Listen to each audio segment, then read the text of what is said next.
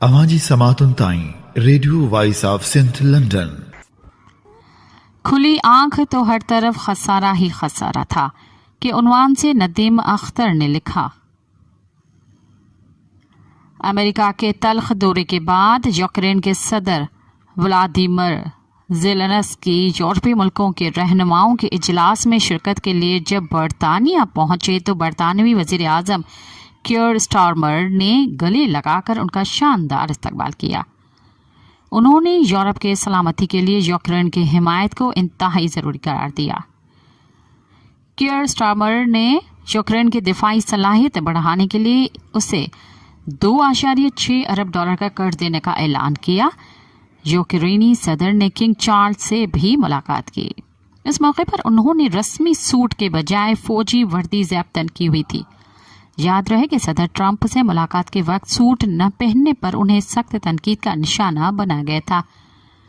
बरतानिया में उनके इस पुरतपाक खैर मकदम के बज़ाहिर एक वजह ये हो सकती है कि यूक्रेन एक यूरोपीय मुल्क है जिसे अमेरिका की जानिब से शर्मिंदा और परेशान करने पर यूरोप के ज़्यादातर मुल्क नाखुश नजर आते हैं। यूक्रेन यूरोपीय यूनियन और नेटो इत्तेहाद का हिस्सा बनना चाहता है। रूस नहीं चाहता कि माजी में सोवियत यूनियन का हिस्सा रहने वाला ये मुल्क इसके मुखालिफ कैंप में शामिल हो जाए। ये बात यूक्रेन पर रूसी हमले का सबब भी बनी है। रूस और यूक्रेन के दरमियान 2 साल से जंग जारी है जिसकी भारी कीमत यूक्रेन, रूस और यूरोप के अवाम अदा कर रहे हैं।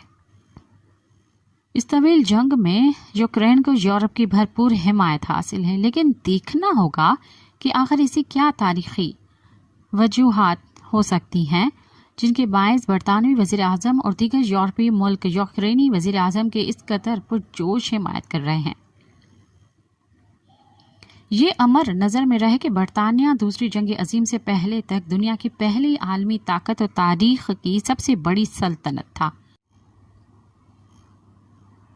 बरतानिया ने 1607 में जेम्सटाउन वर्जीनिया में अपनी पहली नौ आबादी कायम करने के बाद शुमाली वस्ती जनूबी अमेरिका और कैरेबियन के वसी इलाके को अपनी नौ आबादी बना लिया। 18वीं सदी तक दुनिया के बड़े हिस्से पर उसका कब्जा हो चुका था। इस दौर में बरतानिया को फ्रांस और हिंदुस्तान की जंगों से शदीद माली नुकसान उठाना पड़ा था। अपने माली खसारे को पूरा करने की खातिर उसने अमेरिकी नौ आबादी पर भारी टैक्स लगा दिए, जिसके खिलाफ मज़ाहमत शुरू हो गई।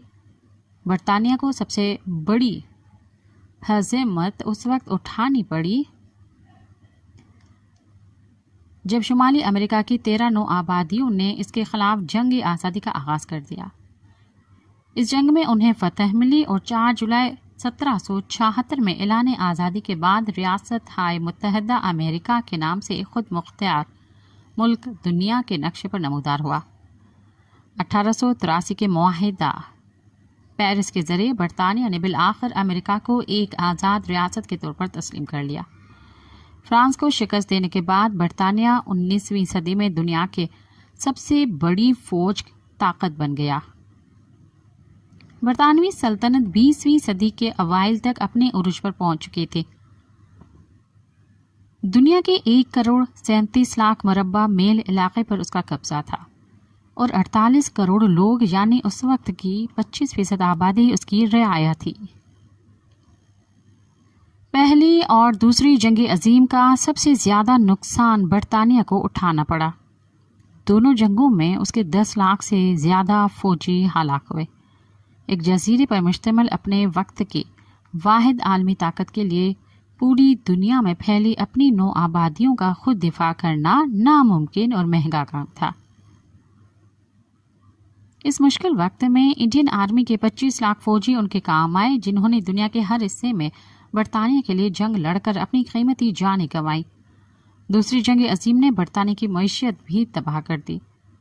उसकी कुल दौलत का 18% जंग की नज़र हो गया और उसे 21 अरब पाउंड का मकरूज होना पड़ा। जिस बरतानवी सल्तनत में सूरज कभी गुरूब नहीं होता था, वो पाई पाई की मोहताज हो गई।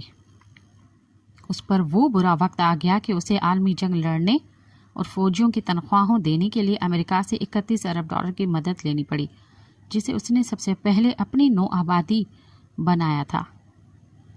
جہاں تک امریکہ کا تعلق ہے تو اس نے برطانیہ سے آزادی لینے اور سول وار کے خاتمے کے بعد صرف چند دہائیوں کے اندر اتنی حیرت انگیز ترقی کی جس کی مثال نہیں ملتی۔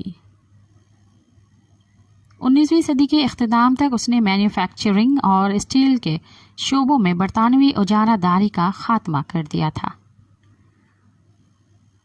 1920 میں امریکی معیشت برطانیہ سے آگے نکل گئی۔ نیو یارک لندن کی جگہ عالمی مالیاتی مرکز بن گیا اور پاؤنڈ کی جگہ ڈالر نے لے لی۔ برطانیہ کے زوال کے بعد امریکہ اس قدر طاقتور ہو گیا کہ 20ویں صدی امریکی صدی کہلانے لگی۔ سرد جنگ کے دوران سوویت یونین نے اس کے عالمی بالادستی کو چیلنج کرنا چاہا، لیکن اس کوشش میں وہ خود شکست ریخت کا شکار ہو گیا۔ امریکہ کتنی بڑی عالمی طاقت ہے اس کا اندازہ اس امر سے لگایا جا سکتا ہے کہ دنیا کے ہر بر اعظم سے تعلق رکھنے والے ملکوں میں اس کے 1,70,000 فوجی موجود ہیں۔ مشرق وسطیٰ میں امریکہ کے 30,000 فوجی اہلکار تعینات ہیں۔ دستیاب اعداد و شمار کے مطابق 80 ممالک میں امریکی فوجی اڈے قائم ہیں۔ زیادہ تر فوجی اڈے سرد جنگ میں سوویت یونین کو روکنے کی غرض سے قائم کیے گئے تھے۔ اس حوالے سے 2001 سے 2020 تک امریکہ 6,000 ارب ڈالر خرچ کر چکا ہے۔ وہ اپنے کل خرچ کا 12% جبکہ چین 4% فوج پر خرچ کرتا ہے۔ برطانیہ اور دیگر یورپی ملک یہ یقیناً سمجھتے ہوں گے کہ 30 سال کے مختصر ترین عرصے میں یورپ اگر وہ 2 عالمی جنگوں کی ہولناک تباہ کاریوں سے نہ گزرا تو امریکہ اتنی جلد تاریخی سب سے عظیم معاشی اور فوجی طاقت نہ بنتا۔ پہلی جنگ عظیم 1914 میں شروع ہوئی اور امریکہ 1917 میں یورپ کی مدد کو آیا۔ دوسری جنگ عظیم کا آغاز 1938 میں ہوا، لیکن امریکہ 1941 میں اس جنگ میں شامل ہوا۔ جاپان نے اگر پرل ہاربر پر حملہ نہ کیا ہوتا تو شاید امریکہ اس جنگ سے الگ رہتا۔ یہ درست ہے کہ ان دونوں عالمی جنگوں میں شریک ہونا یا الگ رہنا امریکہ کی اپنی ثوابدید تھی، لیکن اس حقیقت سے انکار ممکن نہیں کہ امریکہ کی شمولیت کے بعد دونوں جنگیں بہت جلد ختم ہو گئیں۔ اگر وہ بر وقت ان جنگوں میں شمولیت کا فیصلہ کر لیتا تو کئی کروڑ انسان موت کے گھاٹ اترنے سے بچ گئے ہوتے اور دنیا کو اتنا غیر معمولی نقصان نہ اٹھانا پڑتا۔ یہ بھی تاریخی حقیقت ہے کہ ان عالمی جنگوں نے امریکہ کو بہت فائدہ پہنچایا اور اسے واحد عالمی طاقت بنا دیا۔ امریکہ کو عالمی منڈیوں میں برطانیہ، فرانس، جرمنی، آسٹریلیا جیسے یورپ کے طاقتور معاشی ملکوں سے سخت مقابلے کا سامنا تھا۔ اس کے یہ اہم حریف یورپی ملک 2 عالمی جنگوں میں تباہ ہو گئے اور برطانیہ عالمی طاقت بھی نہ رہا۔ پوری دنیا اب امریکہ کے لیے کھلی تھی۔ فوجی اور معاشی میدان میں دور دور تک کوئی اس کا مد مقابل نہیں تھا۔